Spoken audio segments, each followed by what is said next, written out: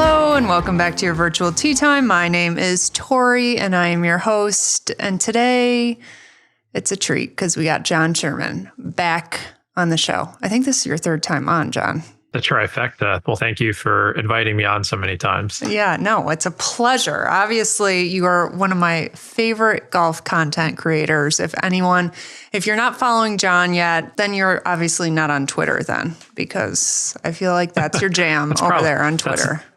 That's probably a good thing, though. Yeah. if you're not on Twitter, do you really want to get sucked into that vortex? Well, so here's the thing. So I found myself getting into the vortex of TikTok, like I was overdoing it. Let's say about a month ago. And so I'm like, I got to delete the app. I got to take it down a notch. I got to delete it.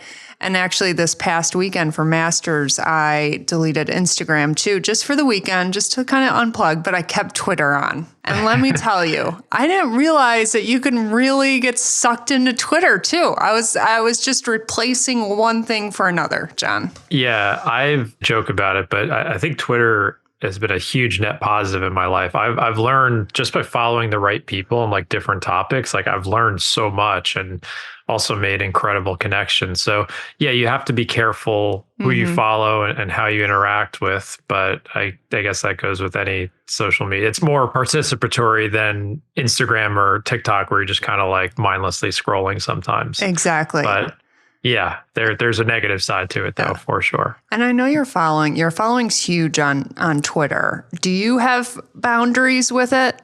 Do you say to yourself, because again, you're doing most of your work on Twitter. That's where you are reaching out and giving the most content out there, other than your emails and other platforms. But do you have to sometimes say, I want to take a little break?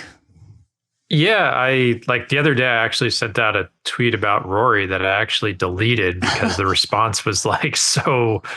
It's I'm not here for controversy. I'm here to hopefully educate and be friendly. I learned a while ago that I don't like controversy. So yeah, I have to remind myself sometimes with tweets like that. And it really wasn't anything bad. I was just talking about him maybe denying the live rumors, and everyone's like, "Oh my God, he shouldn't have to deny anything." And I'm like, delete. I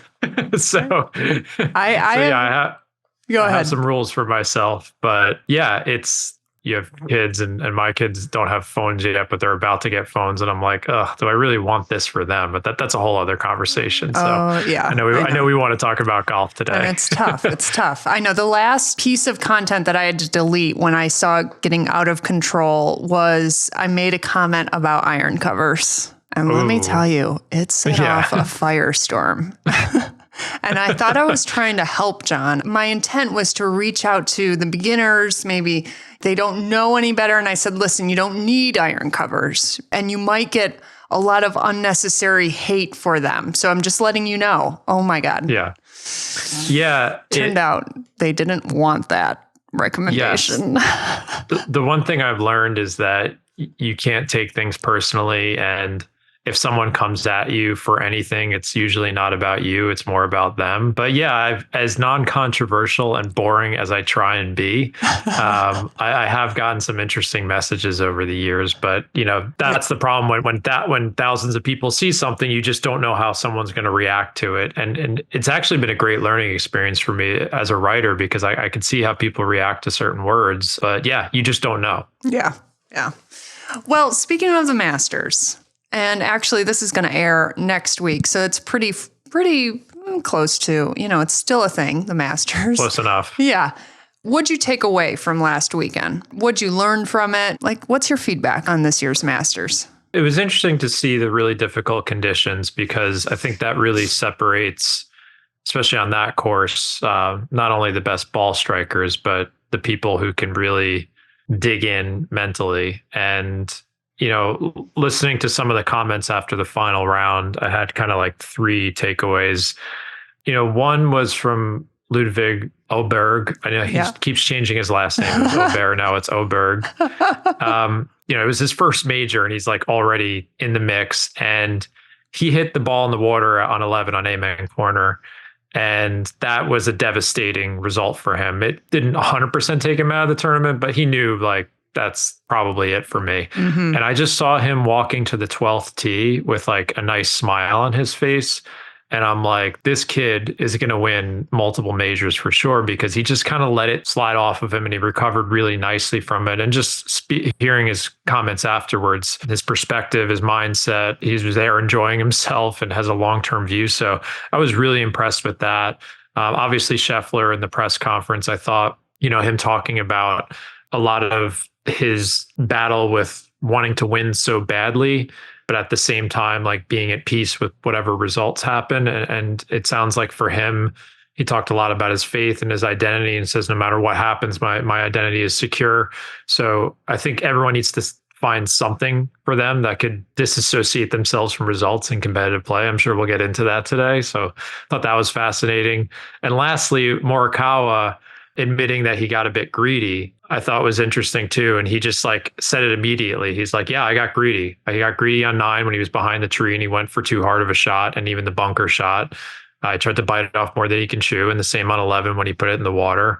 And he was really honest about that. And he's like, listen, I was trying to chase down Scotty and I got greedy and I didn't make the right decision. And he owned that. So I thought that was very cool to hear as well. Yeah. So we had Max Homa on 12, Oberg on 11, and then Morikawa on 9 and 10. Pretty much the tournament left them, like they left competition during those holes, okay? And you almost saw 3 different reactions.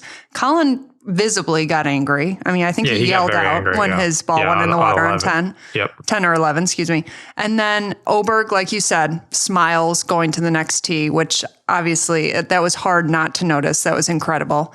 And then when Max Homa hit it into the bush on 12, I mean, he was maintaining like the neutral stage. You say neutral a lot in your book. And I would think that, he wasn't getting too high, too low at all. And he maintained that, but you can almost see his face turn white as he realizes that his ball went into the bush and, it's done. Those 2 holes are the most terrifying stretch in tournament golf, probably. Mm-hmm. And souls have been destroyed.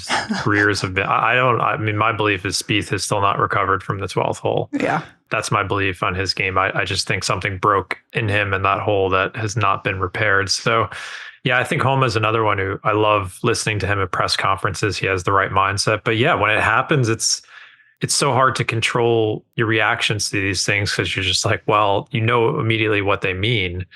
And I think he recovered from it nicely too. But you're looking at the most extreme circumstances anyone will face when you're playing that tournament. It's just so crazy. The margin of error is so thin, and they know that too. And that's why it's fun for us to watch it and not go through it. Exactly. And then just to finish up this conversation, which I'm sure we'll be referring back to during the podcast today, but the scoreboard didn't change when Scotty got to the tee box on 12. I don't think they ever changed it where he could see it. But let's just say he knew what was going on after the 12th hole. What do you think he was thinking at that point where he has a big enough lead where he can pretty much coast? He doesn't have to be too aggressive at that point, finishing up the final round.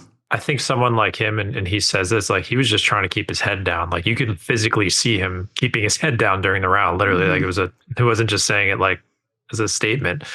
I think someone like him and most players are like, especially on a course like that, you can't protect it at the same time. Like you still have holes where something drastic can happen. So you can't mail it in and say, all right, let's play safe golf into the clubhouse and prepare that. And you don't know what your opponents are going to do. So I really don't think the targets him and Ted Scott were picking were that much different, if any. They had a game plan and they were sticking with it, and they had their targets, and you just hit to them, and that's it. Like what else? And you keep your head down. I do talk about in the book scoreboard watching because there's no right answer. I think some players want to know where they are. It makes them more comfortable, and others don't want to know. I think the mistake that most would make is that they need to adjust what they're doing based on what other golfers are doing. I think that's, aside from some very extreme situations, like you got a 3-shot lead coming up the 18th hole. All right, maybe you could play a little bit safer there, depending on the hole. But for the most part, I'm not a big fan of deviating from your game plan based on what other golfers are doing. I think it does more harm than good for most players. Yeah.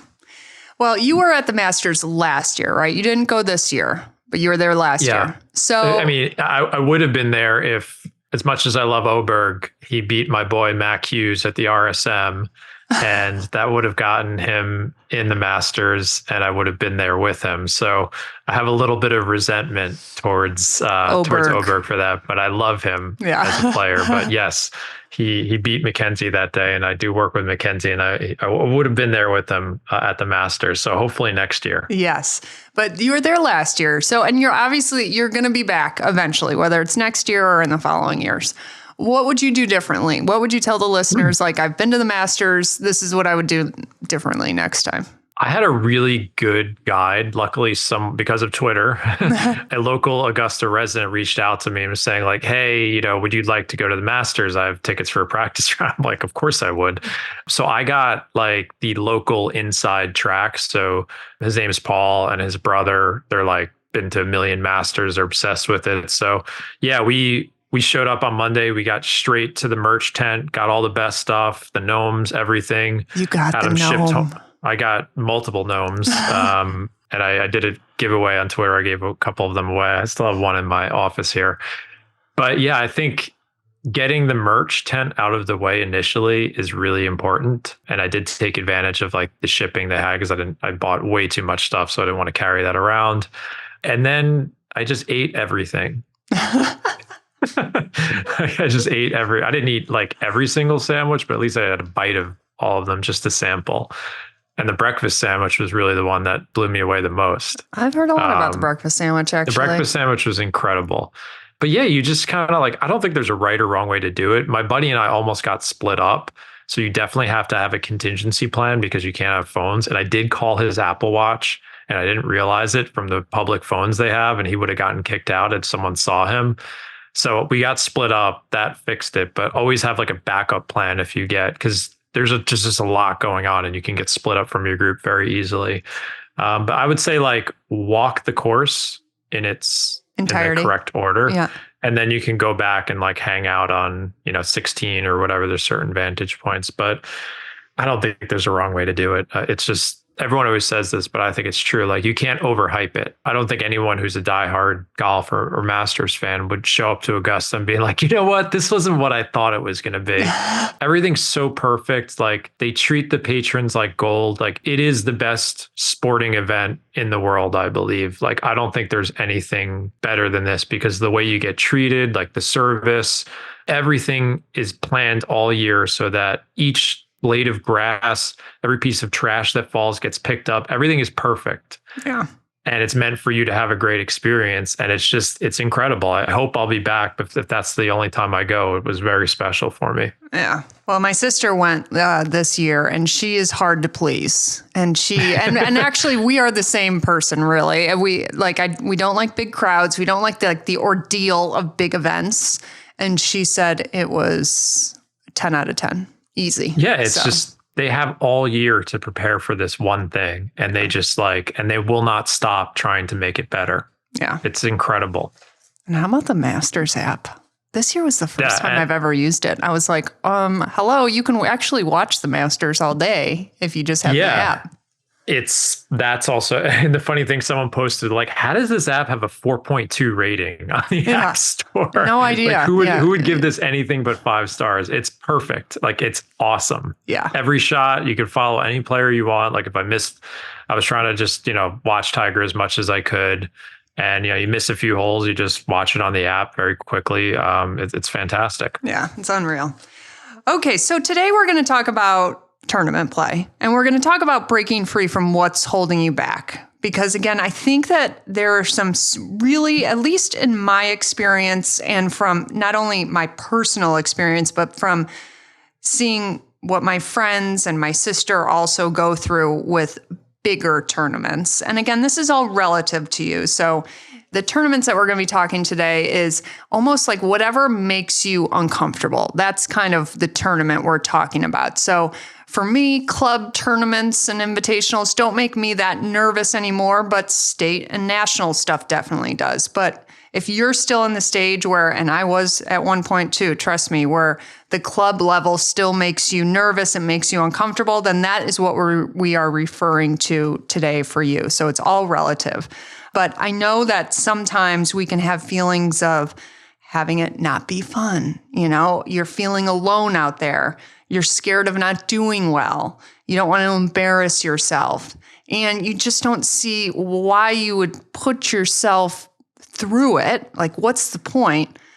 That is what this episode is about today. And John has a brand new book out called The Foundations of Winning Golf. I already have all my notes going on in it. It's an easy Awesome. read. It's a great read. And John, I don't know if you did this on purpose, but I noticed that kind of the first half, maybe 40% of the book, I don't know, how would you explain it? It's more mindset related, the first parts, and then it gets more into strategy toward it on the second half. Is that something that I actually was right about? Yeah. Or? Even with my last book, I tried to kind of set the table with expectation management and what even winning means to people and why are you doing this, and trying to, I can't give definitive answers. Like, this book is a lot less straightforward than my first one, in the sense that, like, if I'm telling you how to hit a draw or a fade or whatever, like, that's more straightforward information. This is more of you have to choose your own adventure in competitive play. And as you said before, it is all relative. So I'm trying to get people to, like, reflect and think, like, what does winning mean to them? Like, what are their goals? Because if you don't get this stuff right and you go under more pressure, then it won't be enjoyable for you, because you're not really sure what you want to get out of that. And I've made that mistake a lot, and I continue to do so. So I'm trying to get people to think a bit. And then, in the latter half of the book, I'm giving a little bit more tangible stuff, like how to prepare for tournaments, mental techniques, stuff like that I've found helpful. But I think you're correct in your analysis there. Okay, cool. All right. So today I thought that we would more focus on the mindset, the first part of the book. I did want to get into defining winning for yourself, the beauty of competition, why experience matters, and then dealing with embarrassment. Those are the kind of the main topics that I wanted to touch on today. But first, I wanted to talk to John about the Mid-Am this past summer that you played in, because I know that this is your uncomfortable. This was your big step. Kind of, I know you've been trying to qualify for a while. And first of all, you not only qualified, but you were the medalist at your qualifier. And just getting to the Mid-Am is such a big deal. So I wanted to hear about your experience from qualifying all the way to playing the tournament. And I know that we'll probably refer back to it throughout the podcast too. Yeah. So I think when you talk about what makes you uncomfortable, so the qualifier, for example, I've spent the last 8, 9, 10 years playing in a lot of club, local, state events and qualifiers, USGA qualifiers. So that's nothing new for me. I had tried to qualify for the US Mid-Am, I think 3 or 4 previous times. And I had played quite well in most of them and gotten very close. I think 2 times I was within 1 or 2 strokes. So it wasn't a new experience for me to show up and play well. I'd been through that before. And I did. I caught fire. I was 5 under through 10. And it was just one of those days where I was just like, okay, this is happening. And it was an interesting, it was an interesting, mental. I always love to reflect back on what I'm thinking about during these moments afterwards. That's something I definitely talk about in the book. But it was interesting because I wasn't fearful of playing well or doing it. In the past, it would be more of like, well, this is nice, but the other shoe will drop. And all I did was just tell myself to enjoy the opportunity, be positive with myself, telling myself I could do it. As I said earlier, with thinking about other people's scores, I never really checked the leaderboard. I knew I was in the lead probably, but it didn't really matter to me. I was just so locked into what I was doing and enjoying it. And anytime my mind thought about blowing it or what happens, I kind of brought things back to what I was doing. I did my breathing. I talked to my playing partners, and eventually, the round ended. I was 4 under, and a lot of emotion came out of me. And then, I found out later in the day I won the medal. So it was amazing. It was fun, but it wasn't new for me. Now, going to the Mid-Am, that was new for me. If someone went to my high school golf coach or my college golf coach who I played one tournament for, I'm still friends with him, and told him like, hey, John's going to play in the US Mid-Am one day. They're like, what? No, what? Like, no chance. So like this is not part of like my pedigree leading up to this. Like, this is a big stretch, a nice thing for me.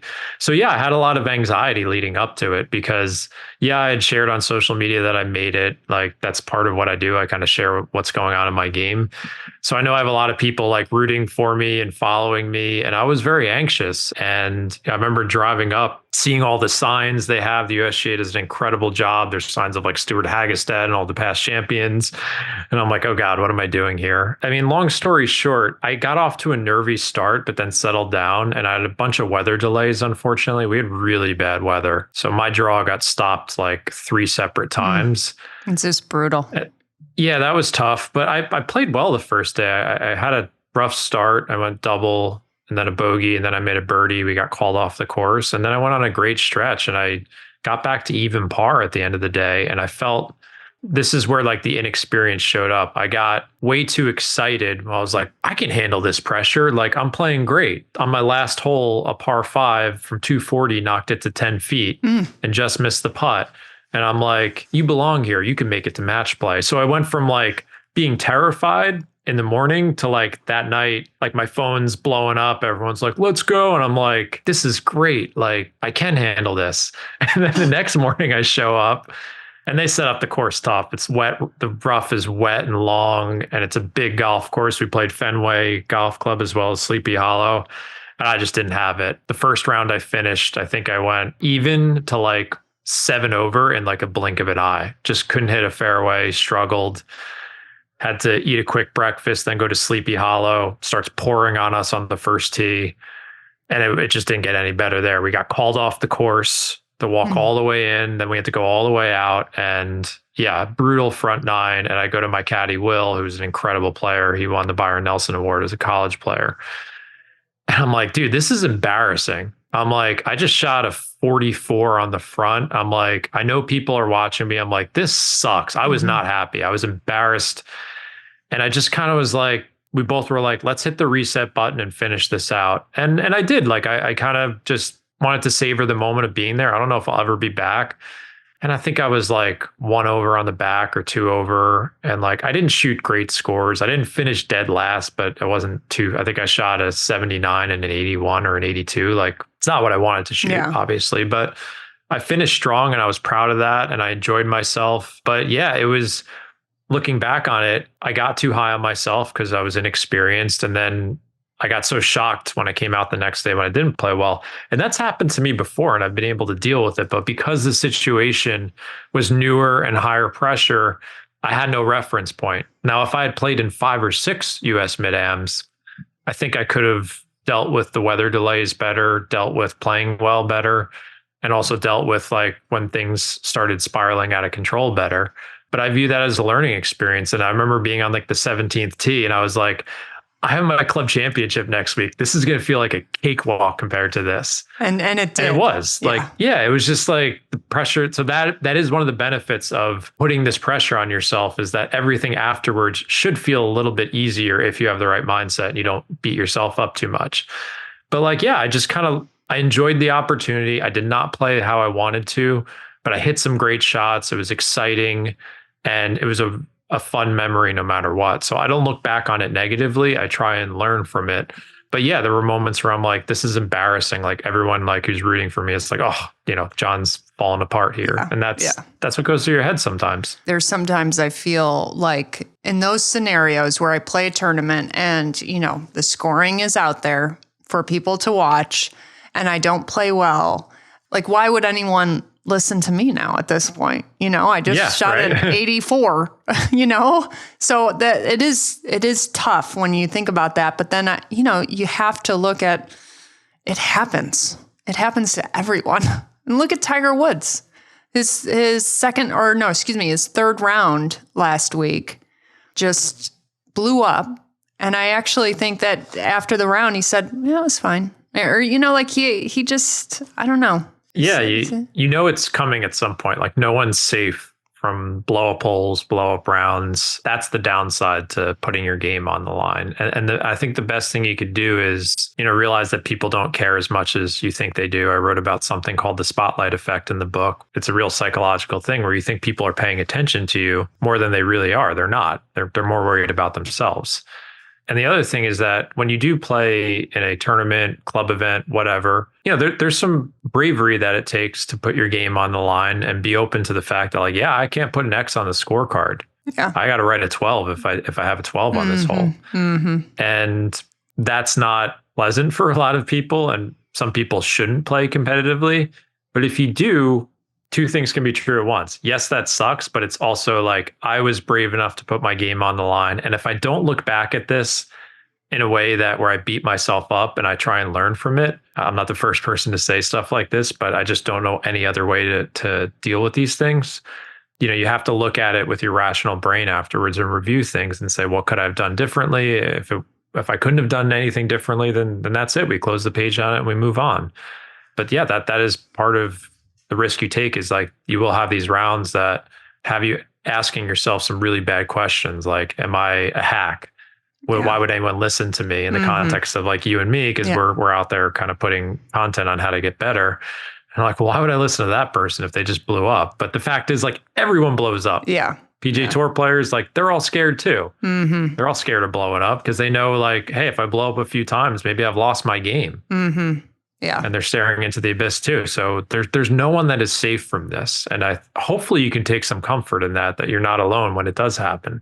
Exactly. So let's get into defining winning, because I think that really, if you just take that out of today's episode, I think it will really help you, because I'll share a little bit of my experience. So when I got into golf, again, I was fresh, I was new, I get my handicap index, I joined the ladies league. And as you're starting out, as your first couple years playing, most of the time when you're starting out, the progression of your golf game is just getting better. You just keep getting better. So your handicap index just keeps going down. And when you compete, you do win a lot in the beginning because you're just consistently getting better most of the time, whether it's starting out as a 36 and going down to a 25, or starting out at a 20 and getting down to a 10. Like, again, it's all relative because most of the events the women play in are all flighted. You're winning quite a bit in the beginning, and then you have to come to the realization when you hit that first plateau, like, oh God, I got to now start working at it. So just defining winning, let's get into it, John, because I think it will help all of us really just take something out of every tournament and kind of get a better perspective on things. Yeah, I think there's literal winning in golf. And that's where, if you compete, yeah, you want to win. And as you said, there are more opportunities to do it, if you're playing matches against your friends or, flighted club championships. But as you get better and better, the opportunities to win decrease more. So for someone like myself, if I'm playing in stroke play events with over 100 golfers and qualifiers with over 100 golfers, that's hard to win. And if that's my only goal, to win in a literal sense, like, I've played a lot of tournament golf at this point. I've got 2 club championship trophies and that USGA medal. I'm very proud of all 3 of them, but I don't know. That could be it. Yeah. That might be it. Like, yeah, I'll win matches against friends and all that stuff. That's different. But, as you climb higher and higher, the chances to win decrease. And if that's the only thing that's driving you to win in a literal sense, then I think you're not going to have as much fun. So I think all of us need to find different ways to win. And that's where kind of like your internal goals and satisfaction come along. Like, I like competing against myself. I like battling against what my mind's going to do, what my body's feeling like, and feeling that adhere to the principles that I put in the book and hold myself accountable to those or other golfers that I work with. That's good when I check off those boxes. Like, I feel good about myself. That's another type of winning. And if you are going to be a competitor, like, I think you need to find those 2 different types of competitions where it's like, yeah, I want to win trophies and all that stuff, but I also want to win in this like journey that I'm on to have fun, learn things about myself that I could apply to my life outside of golf. Like, there's a lot of other ways to win when you tee it up competitively. And I just want people to think about that because I see the players who get too obsessed with the literal winning, and there's a price you pay for that. And that might be fun for some people. In my experience, I think when you go too overboard in that direction, then you won't play as well. You put too much pressure on yourself. So yeah, I just try and find ways to get people to think about that concept. Yeah. And you say in the book, there is no losing, only learning. And so that's that too. I mean, as simple as that sounds, it's like if you are out there, you're playing a stroke play tournament, you're all by yourself, it's an individual tournament, and, not playing your best, but not playing your worst, and you just have that mentality of you're just learning, you're out here learning. It's not that bad, Yeah, it's exactly. It's not you also have to put everything in its proper perspective. And that's a quote that my friend of mine from my golf club who used to play a lot competitively and his son plays a decent amount still. He said that line to me once and it really stuck with me. So I put it in the book. And yeah, I think if you have a mindset that you're there to learn about your game and where it is, and you're asking yourself better questions, then I mentioned this earlier. I think competitive golf is a big game of disassociating yourself from the results. So if you're saying, I get a lot of messages even earlier today, like, hey, John, I'm going to play my first mid-am qualifier. I read the book and, should I do it? I'm like, heck yeah, you should do it. And let's go there and gain some experience and learn about what you're going to feel. And then you're going to adjust from there. Versus if you go there and you say, I want to shoot a 73. That's my goal score. Like that's the kiss of death for most. Yeah, exactly. Because then you tee off and every shot you hit is relative to that goal. And you're like, well, I'm 6 over par through 4. Now what? Yeah, exactly. Versus if your mindset was like, well, I'm going to have this plan of processes I'm going to stick with. I'm going to pay attention to what I'm thinking, all that stuff. And then you go back to the drawing board for the next one. Like I think for most players, it'll put less pressure on yourself and you can perform better. And more importantly, you're going to improve that way versus saying like, that's my goal. If I don't achieve it, I stink. Yeah. And also one other thing that you said in this chapter that I really liked was no matter what, you should always be proud that you put your game on the line. And that too, you can just hang on that because doing it, registering for a tournament, going out there, showing up is brave. It is. It's brave really and is. golf is hard. Yeah. I mean, golf recreationally can be nerve-wracking enough. And then, yeah, you do the stroke play stuff. It's way harder. But again, with the right mindset, I think it could be good for you. But yeah, it's a brave step. It really is. And I have to remind I have my first tournaments of the year coming up and I don't feel as physically prepared as I can be. I've been dealing with some elbow issues and I'm just going to see what I've got and hopefully learn from that. But yeah, I'm a little nervous saying like, well, I haven't put in the type of work I wanted to put in. I just wrote a book about competitive golf. So like what the if I go out there pressure and is think on. about, yeah, but again, this is all in my head. Yeah. Do you think anyone out there is really thinking about when I go to this tournament in 2 weeks? No one cares. It's all up here. And I realize that, but it doesn't stop me from thinking that. So I try and get through these things. But in the end, I'm there to have fun. It's a brave act in the world of golf. So no matter what happens, I can feel good about that afterwards. Yeah. And people that are out there competing and doing the same thing, they get it. If you have a poor round or if you, just are in a bad spell in your golf game, like we all get it. The people that might be in the peanut gallery judging for the split second that they're thinking about it, they're not even doing it. They don't get it. Exactly. So that's well said, because if you are feeling embarrassed, that a logical way to go through it is like other tournament golfers have been through this before. They know exactly. So they're like, yep, sorry, it happened to you today. It happened to me the other week. Exactly. And if someone was like, you suck, like, well, then they haven't gone through it themselves and they're just kind of being judgmental. And well, you know what? There's nothing you can do about that either. Yeah. Okay, let's get on to the beauty of competition and how life lessons are intertwined. Like you think that the life lessons are intertwined in competitive golf. Yeah, I think all of the stuff that's required to play well under pressure, patience, introspection, setting the right goals, all of these things that you do, I genuinely think they've made me a better father, husband, entrepreneur.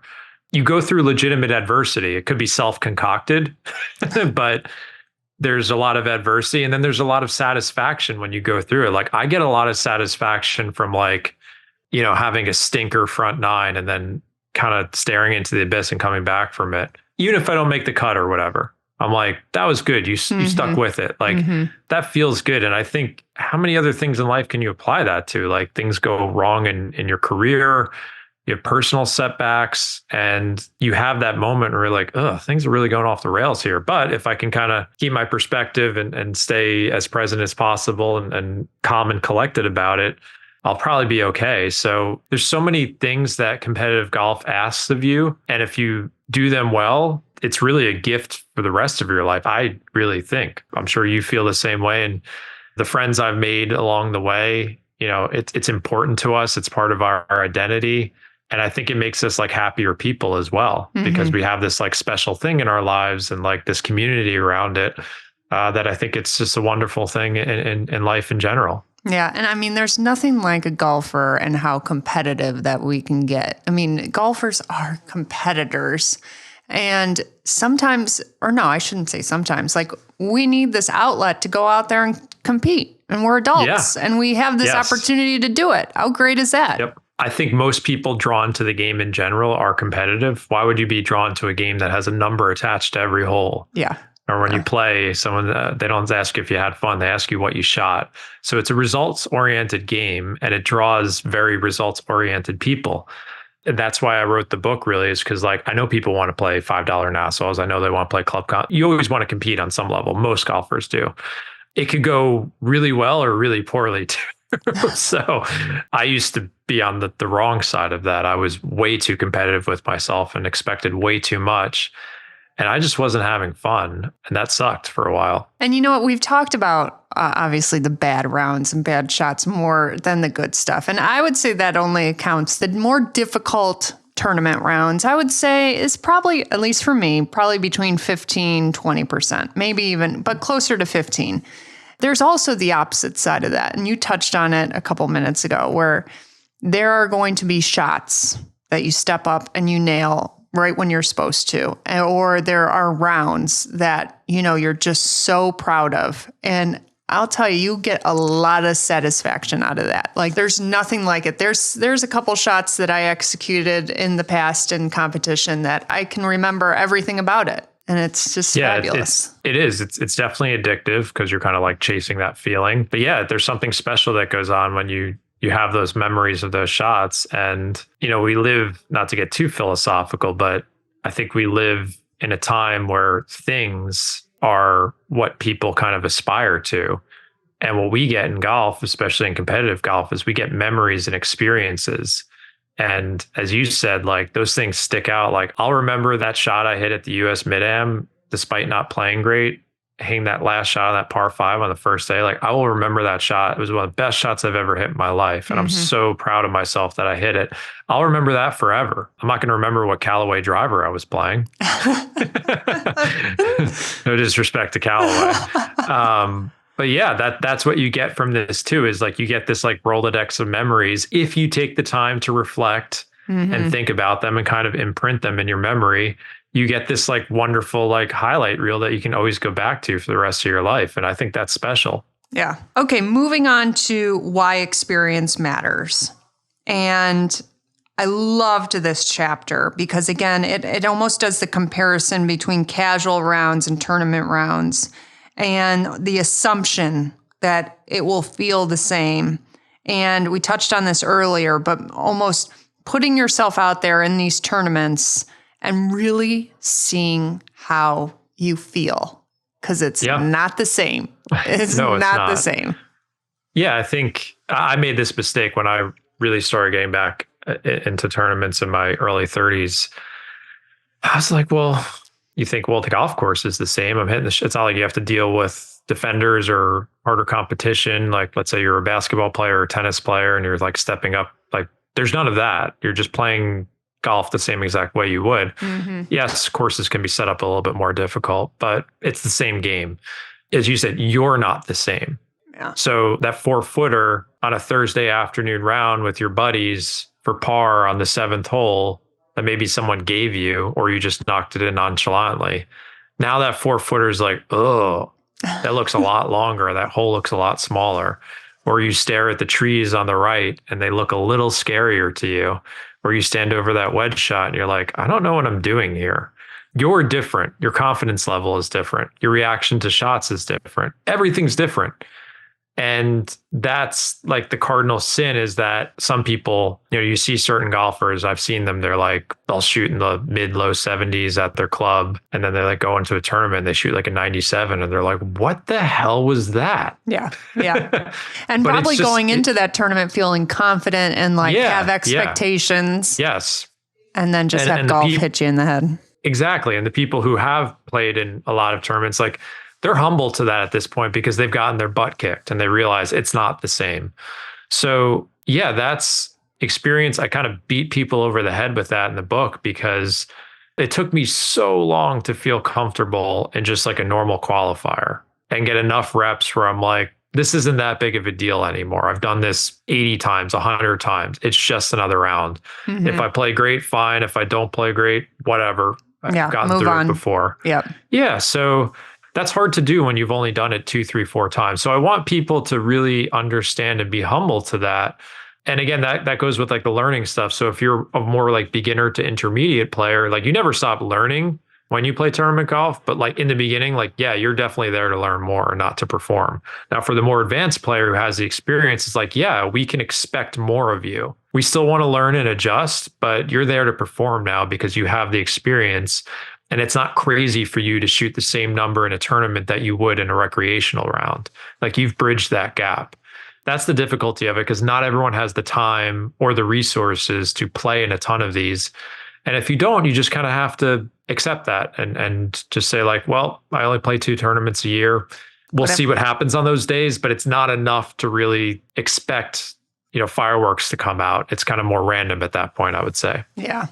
And again, I'm thinking about the listener out there. And again, this was me included a couple years ago where, you have a fabulous attitude about golf and you love golf and you play with your friends all the time and you play in women's leagues. You go to ladies' day and you compete, maybe you have a $5 game, like you said, or something not that big. And then you put yourself out there and say, okay, I'm going to play in this state tournament and you register and you go play and you get just jarred. Like it wasn't what you expected. You're feeling all these things and you don't play as well. And it's like you retreat. You're like, I don't want to do that. I don't want to do that anymore. That didn't feel good.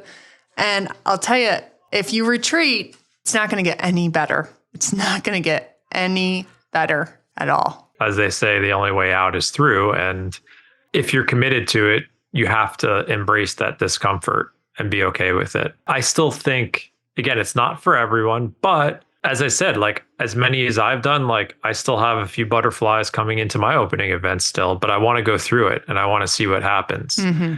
And even last year, like I didn't get to compete them. It's so strange. Like last year was my most successful year in terms of winning. I won a club championship and I won that USGA medal. I didn't really play too much competitive golf and I didn't qualify for anything else. It wasn't a great year, like holistically, I would say, but I had those victories. So it's like, whoa, that was cool. Mm-hmm. And you just don't know what's going to happen. Mm-hmm. I have no idea how I'm going to play this year, but I'm looking forward to it in general. Like it's fun. Like it's going to be like, I'm going to play some cool golf courses. I'm going to hopefully get to meet some new people. And it's not the end of the world. Like if I have a bad year, like I still got to play golf. It's not the end of the world. Like, but if you let it, like you said, like if you let it like really rock you and you don't have the perspective, then yeah, you could just kind of like go turtle in the shell and not want to come out again. Yeah. The roller coaster that you were touching on. I mean, I had my best tournament appearance one week and I had my worst tournament appearance the week after. Like it can happen that quickly. Oh, it's unbelievable. I've been working with Mackenzie Hughes, who's been a very good PGA Tour player for 7-8 years now. And we've been working together for the last 9-10 months. And I've seen a real inside look into what it's like to deal with the pressure at the highest level. And even goes through weeks where he'll just like have he played in Mexico a few months ago and just horrible week. And it really rocked his confidence. And we kind of got through it. And then he's on a great run again. Like you just don't know when that's going to happen and when you can come back from it. But the more you can be at peace with like the variability of it and not press too hard, like a lot of players, especially at his level, like, it's his job. And it's like, well, the old me would have wanted to make 50 different changes. Like, no, we're not going to do that. It was one missed cut. Like if you miss 6 in a row, then like, yeah, we can talk about that stuff. So it's so hard in golf to know when to intervene and not intervene and understand that like, yeah, you could have a great day. And then a week later, you're like, who the heck is this player? That's the hardest thing about golf in general, like knowing when to intervene and not. And that becomes harder at the tournament level for sure. Yeah. And that's something with Scotty Scheffler. I mean, yes, he is playing amazing golf right now. So this might not be the best example, but I think in a press conference or someone said that he showed up to the range and they asked him what he's working on in his game. And he said, absolutely nothing, like nothing. We're doing a regular practice routine and that's it. Like that's like where you want to be. Yeah. Yeah. They're dealing. It's hard to, I always want to aspire for simplicity, and it's hard. You have to work to get there. But when you get there, like that's where you're like, this is where I'm supposed to be, not tinkering. I know some players have different philosophies on this, but I think that's where you want to get to, where it's just like, I have my process and I go out there and I just execute it. These simple list of things that I hold myself accountable, my range routine, my habits on the course, and then we see what happens. And if something sticks out like a sore thumb and there's a big problem, well, yeah, then maybe you need some swing help. Maybe there's a mental adjustment, a strategic adjustment. But I'm always striving for simplicity and being in that state where you're kind of like letting it happen versus forcing it. And that's really hard to do in this game. And same, I would argue that you might want to consider fine tuning some things before you start changing things up. You know? Like maybe just go practice your chipping instead of changing up your whole swing, or you know what I mean? Like, I don't know. I had this realization when I heard that, like, actually, why don't you just work on things a little bit more, get your feel down a little bit more, practice your putting and chipping more, and just get your wedges down instead of thinking you have to change something dramatic, because that is the hardest thing to do. And it could be very discouraging. Yeah, I think for the most part, I'd prefer people to be in maintenance mode during their tournament season, if they have that, in a place where you have like off season and during season. And then if you're having a break for 3, 4, 5 months, like we do in the Northeast, then then it's time to ask the bigger questions and say like, okay, really, maybe I need to make a change of my driver, swing setup, or irons. But I'd prefer people not to let the roller coaster of their results dictate that they should be in this constant state of like changing, because that's what golf does to every player, whether you compete or not. So there has to be some type of consistency in how you approach the game and your inputs. And then you notice the results over a longer period of time. And then again, it's so hard to know when to intervene or not. But I look at things in like the scope of like months, not week to week, because I know it's just not enough information to really make a good decision. So yeah, I mean, that's part of the book, is like fighting between your short-term interpretation of things versus like your long-term trends and goals. Like that's the hardest thing to do, is know the difference between the two. Yeah. Okay, to wrap up the experience matters topic, I know there's some listeners out there that are thinking, okay, well, I just want to play in my club stuff, in my league tournaments, and I don't really want to get into that state stuff. I don't even want to go there. One last thing I want to say to kind of pursue them to go to the other side a little bit is, and you touched on this earlier, John, the more of those bigger tournaments, the more of those uncomfortable tournaments that you play, the easier all the league stuff is going to be. Like, it is drastic. You go play in a state tournament, okay? And then you come back to your league and it's going to feel so much easier. And when it feels easier, when you're not stressed and there's not a lot of tension, you're going to play better. You know? I think the greatest gift I've gotten from competitive golf is that my normal like recreational rounds plus club level competition is so much more enjoyable. Yeah. Because it's really like a form of immersion therapy. Mm-hmm. Like if you're fearful of opening tee shots or you're fearful of five footers or what playing partners think of you, again, if you make yourself incredibly uncomfortable and have the right mindset and being like, okay, I know this is going to happen to me and it will feel different in the moment. Like if that was your only intention, let's say like I'm going to play in 3 big tournaments this year, just to make everything else feel a little bit easier, like that could work really well for you. So well.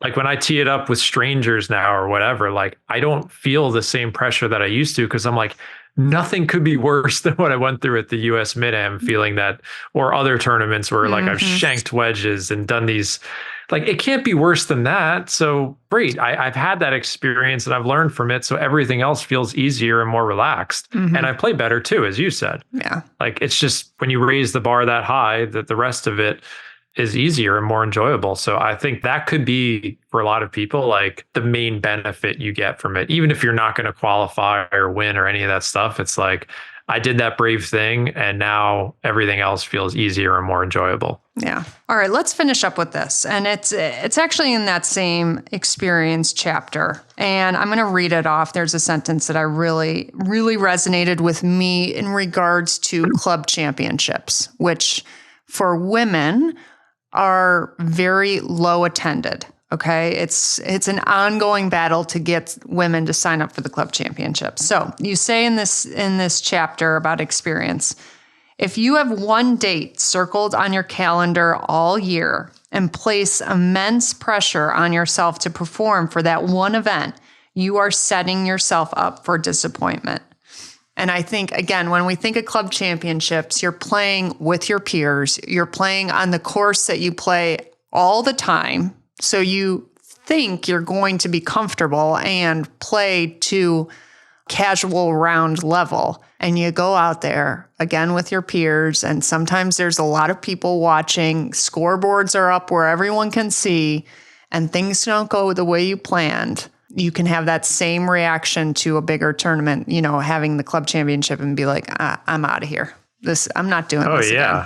I actually have been more nervous, like leading up to actually winning the club championship. I was probably more nervous for those events versus other stuff because, again, it's amongst your peers. There's like more pride on the line and like vanity and all that crap our mind does to us. And I put the story in the book of I missed like an 8-inch putt in front of a ton of people to lose in a playoff one year. And it was just devastating to me. I just kind of had like this brain fart where I thought it was match play, but it was stroke play qualifying.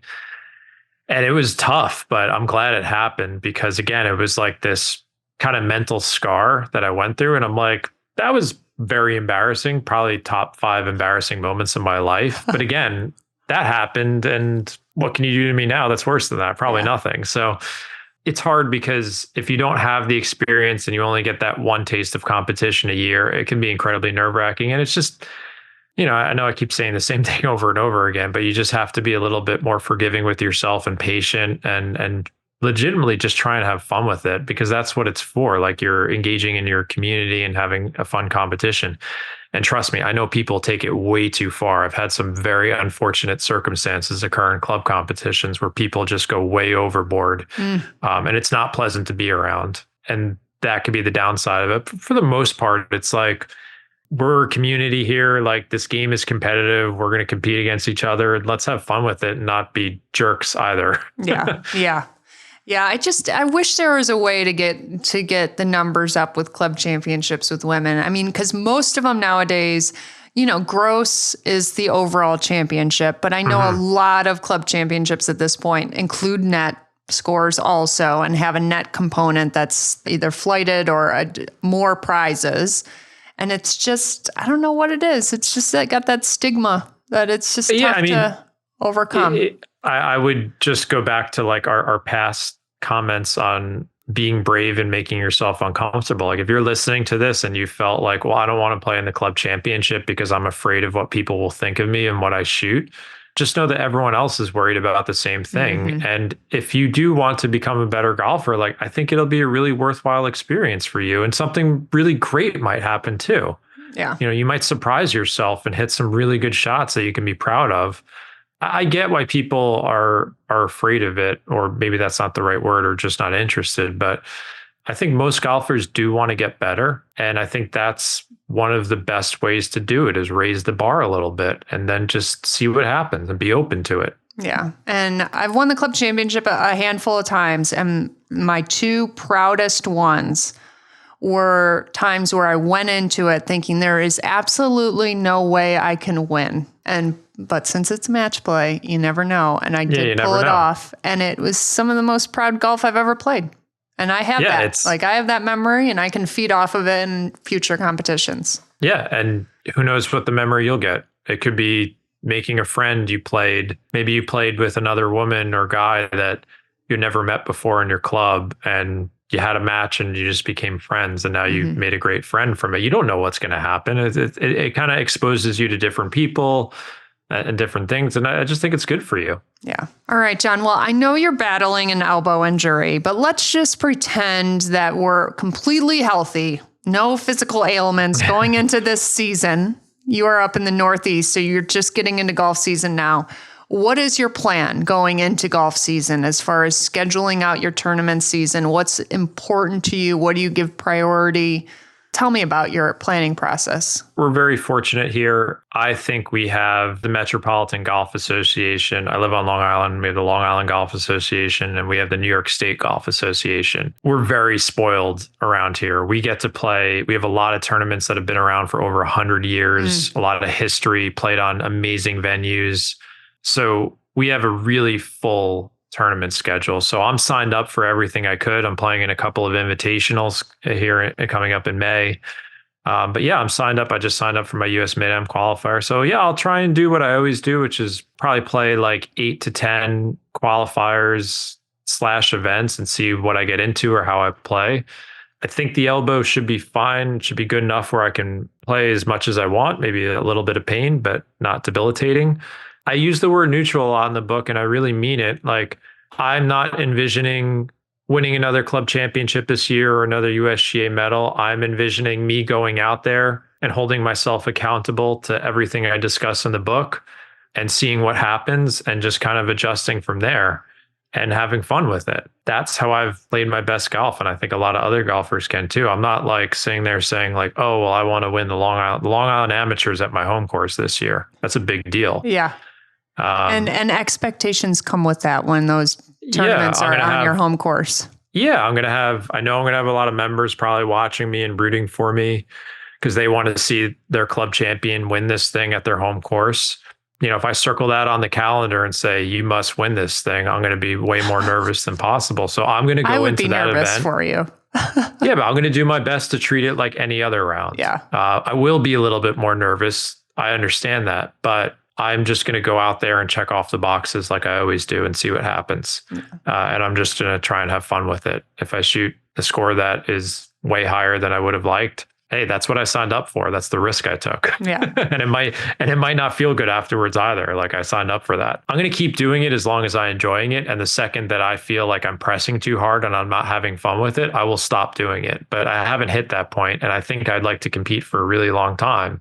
But most importantly, I'm gauging my fun level along the way. Yeah. And how do you balance that with your family? You have a young family, and, you know, golf takes up a lot of time. It does. So fortunately, the way I run my business, I have the flexibility to play a lot of these tournaments on weekdays. So yeah, I mean, my wife's incredible. She's very supportive, but in our area, I could play 25 or 30 events if I really wanted to. Like, there's all these different invitationals you can get into, but like, I put the line somewhere. Yeah. I have a business to run. My daughter's 8, my son's 10.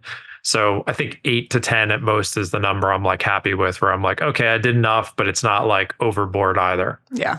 Oh, well, again, if you have not read John's book, so he has the 4 foundations of golf. John says that he never wanted to write another book again, so he put all the things in that book. It's an incredible read. I highly recommend it. All the information's in the show notes. But then we have this new book out. So he went out back on his word. He had more stuff to share, which I love. Because I love that it's about tournament golf. It's stuff that I always enjoy reading about. The foundations of winning golf. They are easy reads. You will learn so much. And again, what I love about John and his content is that he is out there just like us. You're not out there teaching swing technique or playing at a professional level. Like, you are an amateur just like us playing club events, invitationals, state events. So it's all relatable. And no matter what level you are, you will get a lot out of this book. So again, check out the show notes to buy John's brand new book. And thanks, John, for joining us today. I'm so grateful that you come on and share with my listeners all your knowledge. I really appreciate it. Thank you for saying all that. And also congrats to you. I think you're on a similar mission to me. And I think female golf needs more voices like you, and you're doing amazing things. So I'm equally impressed. And thanks everyone for listening. I appreciate it. It's hard doing this stuff, putting the content out there. You know how hard it is. And it's really satisfying to get notes from people and appreciating it. So thank you for your support. It means a lot. Fantastic. All right. Everything you need to know is in the show notes. Thanks for listening.